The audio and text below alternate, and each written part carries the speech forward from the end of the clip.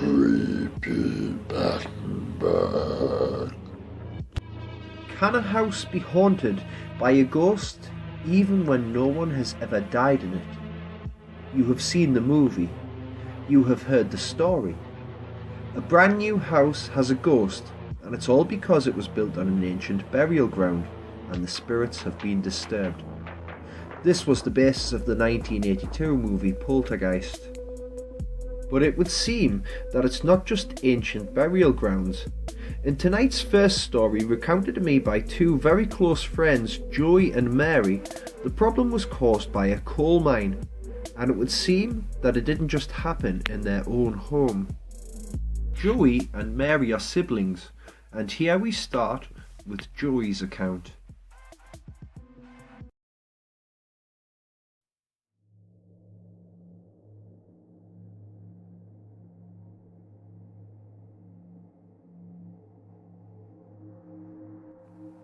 Everybody in Ashington knew the Woodbridge estate. It got changed to the church's estate before half of it got knocked down to build hospital staff accommodation and new houses. Woodbridge was very near the old Woodhorn colliery and obviously above the old mine shafts, where a disaster happened in August 1916. Some say that this was the cause of many strange happenings in the houses around there. As a child, I heard of 2 or 3 people getting their homes exorcised because of the trouble caused by supposed ghosts. We all thought it was a joke, but I didn't anymore when I witnessed something one night.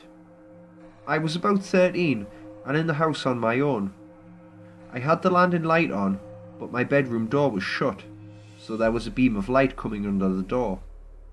I started to drift off when I heard a loud bang on the landing. I sat up and looked towards the door. The beam of light was broken.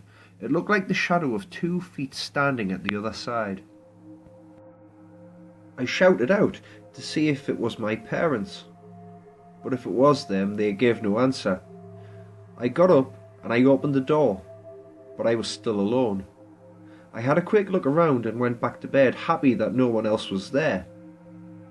Just as I had started to fall asleep again, the same thing happened. A bang and a shadow. But this time, it was followed by laughing. I froze up, eyes fixed on the door, and the duvet wrapped tight around me. I'm not sure how long it was that I lay there before my parents came home, but at that time there was still only me in the house. Over the next year or so, lots of things started happening. Everyone in the house felt uncomfortable when they were alone, even sometimes when others were present. There was just such an eerie feeling to the place. Now my dad can be described as a man's man. He calls a spade, but even he complained that he felt sure he kept seeing figures in the bedroom. One night, I was watching telly with my mum and dad, when my sister let out a blood-curdling scream from her bedroom. We ran upstairs, and she said she saw a man walk through the wall. My friends would sometimes come to sleep over, but would have to go home in the middle of the night because they heard people running up and down the stairs. And if anybody got a fright, it would be followed by the sound of laughter. Many other things happened whilst we lived there, and we found out that similar things were happening in the other houses that had the exorcisms. We had a chat about it, but then the council decided that they were going to demolish the place earlier, and we were moved out.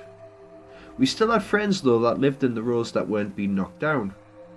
We used to visit them a lot, and when we walked past the old house, our stomachs would turn. It was a bad feeling, like whatever was in the house had won.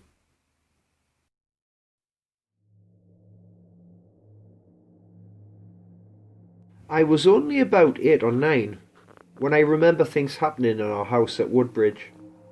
There were so many times we all heard footsteps going up and down the stairs.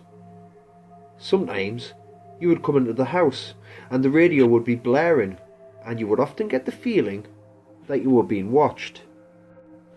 On this one night, I was staying up late playing on a computer game when I saw something move out of the corner of my eye.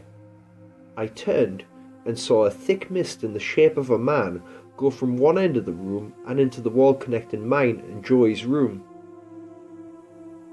Me and Joey used to wind each other up something rotten, and one day I walked into my room to find my quilt was on the floor, and the way it was lying, it looked like there was someone underneath it.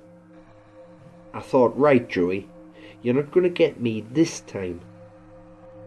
I stood watching, expecting him to jump up at any moment.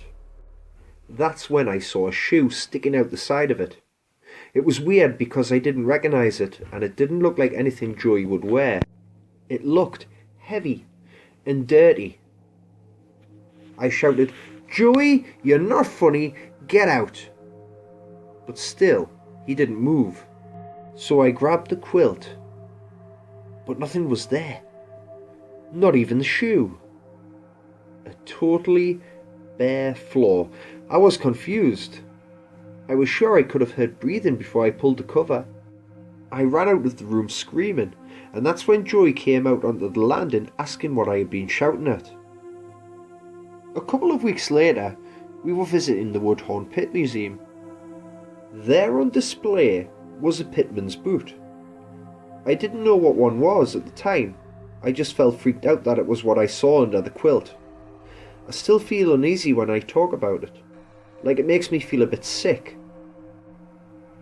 After we had moved out, and the house had been knocked down, me and my mum went back. We could see the foundations, but still had this feeling, like we were being watched from where the house once stood. When me and my fiancé were looking for a house together, I told him that there was no way we were living on the estate where Woodbridge once stood.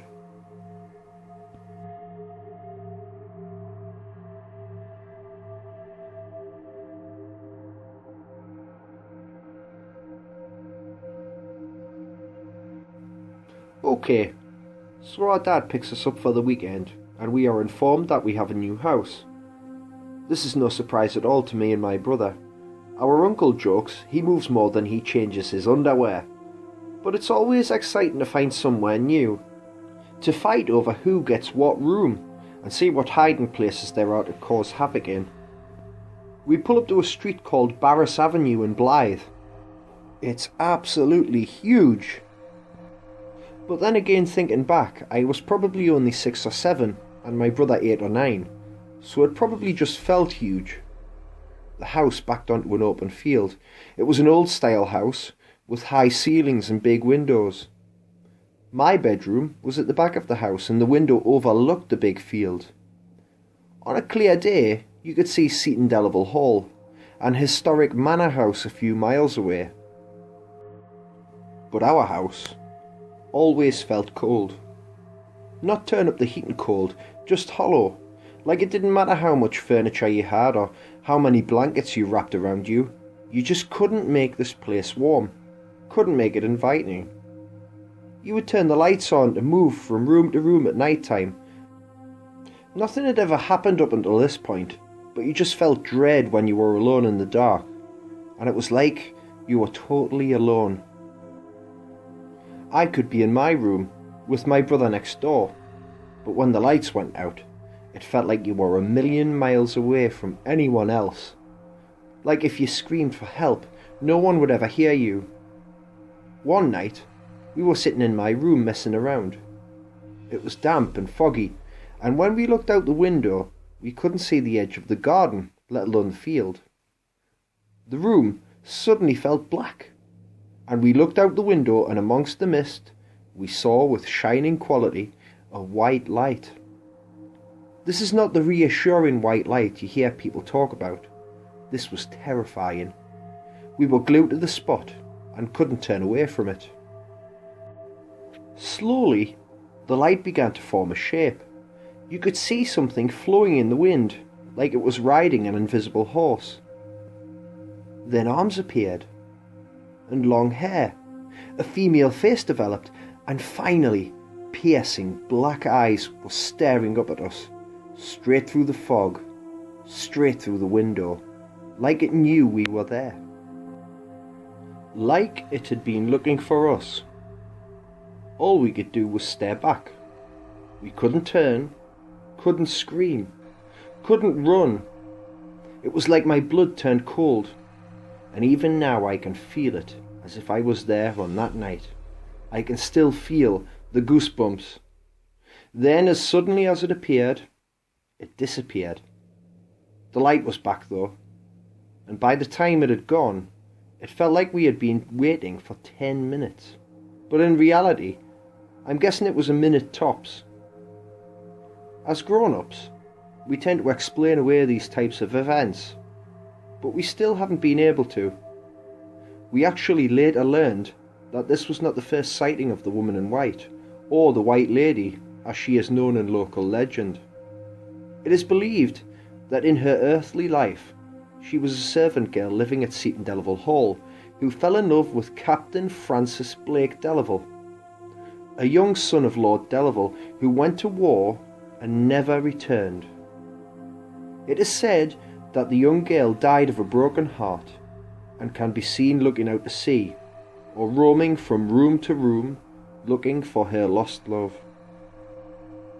Some claim they have seen her riding the grounds or the estate searching for the man that never returned from that war so long ago. Did she perhaps see something in my brother that drew her to us? What stopped her that night? I don't think we will ever know, but I promise you this, I will never walk that field alone, not even during the day.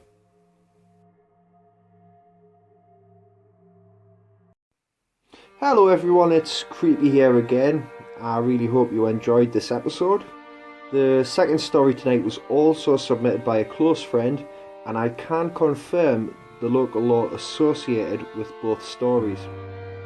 Now tonight I've got a lot of thank yous to get through.